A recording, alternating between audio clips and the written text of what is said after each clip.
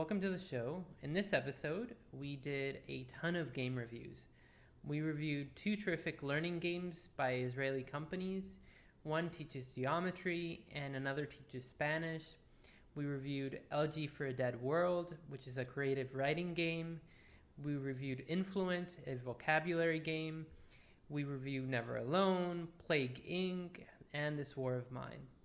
We update you on the latest happenings in virtual reality conferences in regards to education, plus updates from the Games for Change Festival and the Games Learning Society Conference.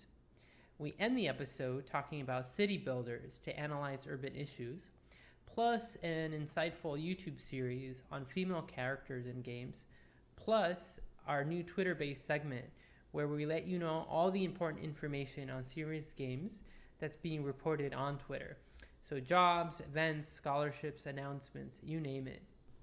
So thank you so much for joining us, and thanks to all our partners and collaborators for all the help. So Games Learning Society at the University of Wisconsin, the Games Lab at American University, the K20 Center at the University of Oklahoma, the CUNY Games Network, ETC at Carnegie Mellon, and the Pepperdine Gameful Design Lab. Now for the show. There are so many great games for learning. SimCity 4, Gone Home, Dysphoria, Valiant Hearts, Papers, Please, Portal 2, there's Device 6, there's a really great meditation game called Leela, there's a really great public health game called The Fever. So these are entertainment games that happen to be great for learning. So you can learn subjects like systems thinking, design, gender identity, history, immigration, meditation, and much more. For our games of the summer, we reverse that equation and we choose two educational games that happen to be very entertaining. One is called Land of Venn and teaches geometry with a really hilarious and simple game mechanic. The other is called Immersia, and it's a Spanish language learning game where your character walks into a bar and meets a number of interesting people. Immersia is engaging and a great way to learn Spanish. The Israeli company that made Immersia is closing because they couldn't raise another round of funding. So give them your money since they've made a terrific educational game that's actually a lot of fun to play. Duolingo is the big player in games and language learning. There's also great games like Immersia, one of our games of the summer. We can also recommend LG for a Dead World, a simple and mesmerizing game where you travel to different utopian worlds and write a story as you go. The game is really amusing, and it's great at encouraging you to write different kinds of stories, which can be shared online. It might also be useful for English language learners. The other game that we can recommend is called Influent, and it's more of a gamified vocabulary drill where you click on objects in your character's apartment and practice how to pronounce and write those words. Influent is available in a bunch of languages. Never Alone is a new game based on folk tales of Alaska Natives. We played it for a couple of hours and found the game to be a beautiful platformer. It features 5-minute mini documentaries on many aspects of life and culture of Alaska Natives. Though we would have liked the mini documentaries to be more integrated into the gameplay, we still really liked Never Alone, and it's very educational and entertaining.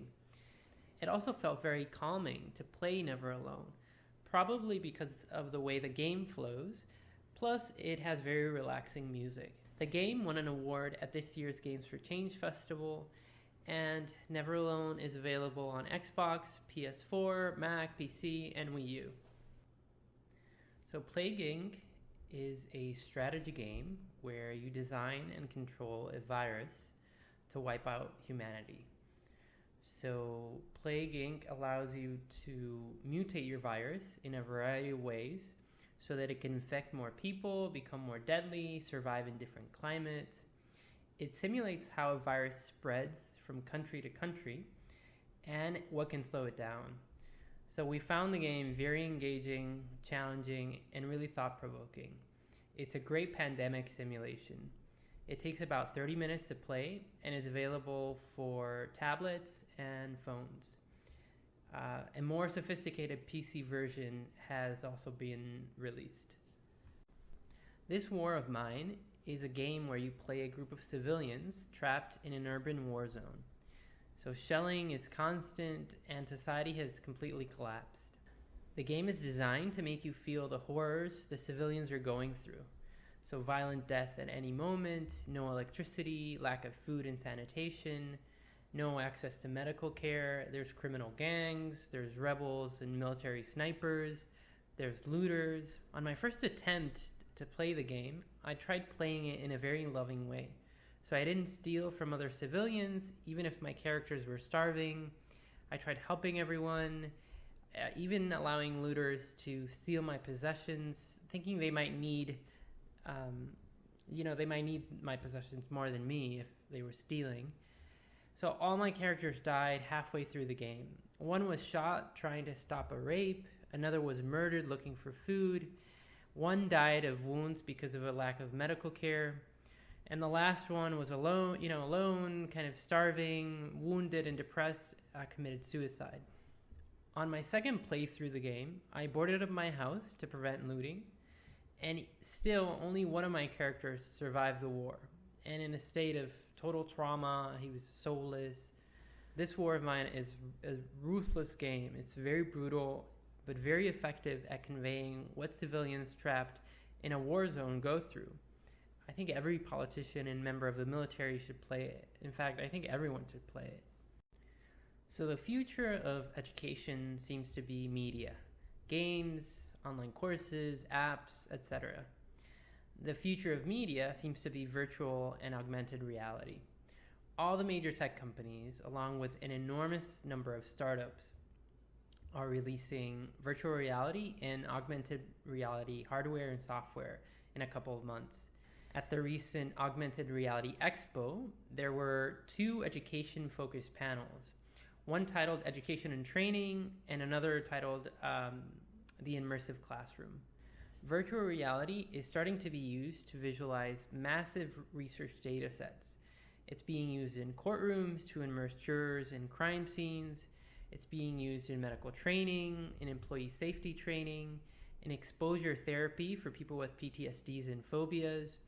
It's being used to teach stroke victims how to relearn motor function. People are using it to teach meditation, foreign languages. So many educational uses. Virtual reality is also moving forward in entertainment media. So someone has already modded Grand Theft Auto 5 for the Oculus Rift. So the creators of the virtual reality world Second Life, which is full of amazing learning experiences, are developing a next generation Second Life that will take advantage of all the new virtual reality headsets and hardware. So Anita Sarkeesian has a terrific series of videos on YouTube examining the portrayal of women in gaming. So she reflects on how female characters are given minimal roles or just used as sexual victimized props in the game. It's a really eye-opening analysis, especially for those of us that aren't women. Her examples also help us see the big picture of how sometimes minor omissions and discriminations, just added over thousands of games and over many, many years, can make the gaming industry an unpleasant place for women.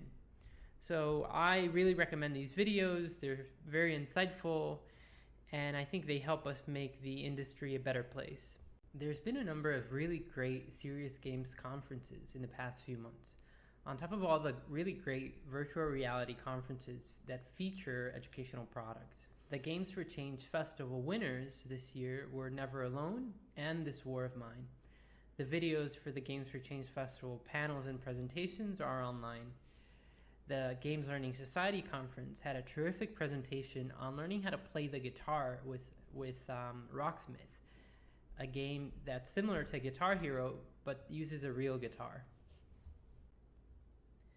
So we really loved the last SimCity and recommend it as a terrific way to learn and reflect on urban systems. So systems like education, sewage, electricity, traffic, taxes, zoning. SimCity is great, and we would even suggest just letting students play freely and explore the many systems in the game while they're building their own city. Another city builder that came out recently is called City Skyline. And we haven't played it, but the game has been receiving some really great reviews, so you might want to check it out too. So I tweet and retweet important Serious Games news, events, job postings, and announcements. Some of that information doesn't make it into the show because I'm not able to turn those tweets into entire segments. So I'm creating this new Twitter-based segment where I quickly mention tweets with important and interesting developments in our field. So teachers are using games like Papo and Yo, Gone Home, Papers, Please, Never Alone as text and stories to analyze, just as books and films. So Games for Change has announced a new game design program for students. The Bay Area Video Coalition and Zynga also have one for girls.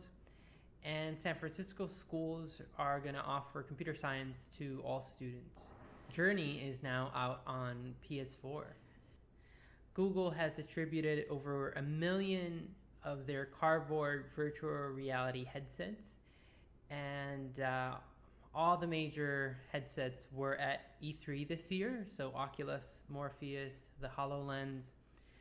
The Unreal Engine has announced support for Steam VR and the HTC Valve Vive headset. And if you're looking for jobs in VR, check out our website. We have a link in this segment to a jobs board for VR. So some football games are using virtual reality to train better, including Auburn and the Cowboys. There's a lot of postdocs in games and learning that are available, although some of the deadlines for this year have passed, but you can think about applying for next year. So Mimi Ito's team at UC Irvine was seeking a postdoc for connected learning research. The Northeastern University's Game Lab was seeking a postdoc on gaming and decision making. And the Cooney Center also has a fellowship that you can apply to. There's an online Minecraft camp for kids.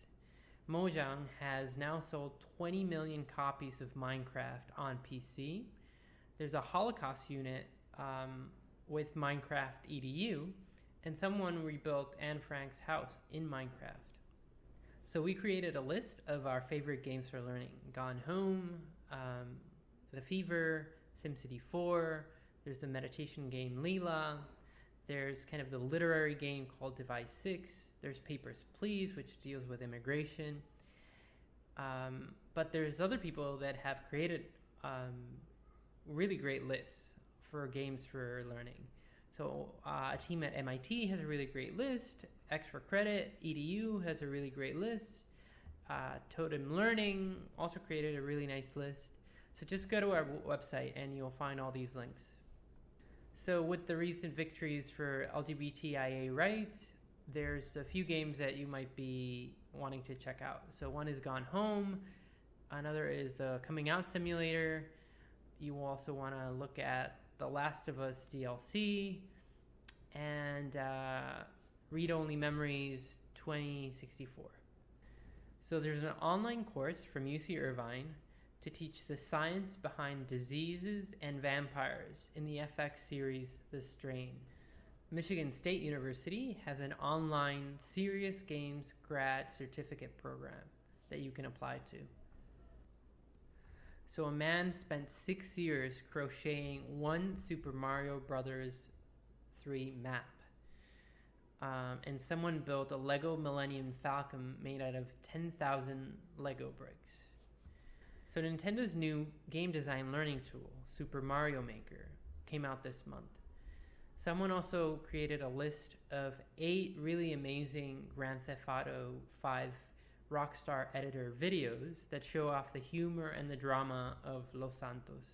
So the University of Cambridge is hiring a professor of Lego, essentially a professor of games and learning. Managers are turning to computer games, aiming for more efficient employees. And Salesforce is gamifying training for enterprise security. There's a 4-credit course for learning and analyzing League of Legends at Berkeley. And America's first video game varsity athletes are getting into colleges on scholarships. So ETC Press has this series called Well Played, and it just released a new volume that touches on Papers, Please, Heavy Rain, Final Fantasy X, and some other games. ETC Press has also released a new book called Game Research Methods, an Overview. There's another book that just got released called Virtual Worlds for Online Learning, Cases and Applications. There's a $500,000 challenge for games that change behavior and consumption patterns of wildlife products. UBS also has launched a challenge for a Java or mobile game that can educate 5 to 14-year-olds about better hygiene practices. There's an educational machinima festival every year that you can check out. Udemy is an online learning platform, kind of like Coursera or edX. Its top 10 instructors made over $17 million in earnings last year. There's a PhD program in serious games analytics at the Open University in the Netherlands. The Glasgow School of the Arts has a full scholarship for EU students that are seeking masters in serious games and virtual reality. The Entertainment Software Association has a scholarship program also. And Cards Against Humanity has started a scholarship for women in STEM. So Skyrim was released 4 years ago, and I was wondering if anybody has actually used it in classrooms. It touches on a lot of political and social ideas. There's a playable blog post on segregation dynamics, and it's really interesting. So Ubisoft has a game called Dig Rush that treats lazy eye. There's a new journal article on digital games for type 1 and type 2 diabetes. There was a symposium on using games and simulations to solve critical issues in public health that happened in DC. And there's another article on reducing delusional convictions through a training game. So that's the end of the show. Thank you so much for listening, reading, watching, and we'll be back soon. Feel free to check out our Twitter feed. We post a ton of information on job openings and upcoming events in our field. If you have a news tip or just something you think we should cover in our next episode, you can send it to us through the contact form in the About Us section of our website. Thanks again, take care, and we'll see you soon.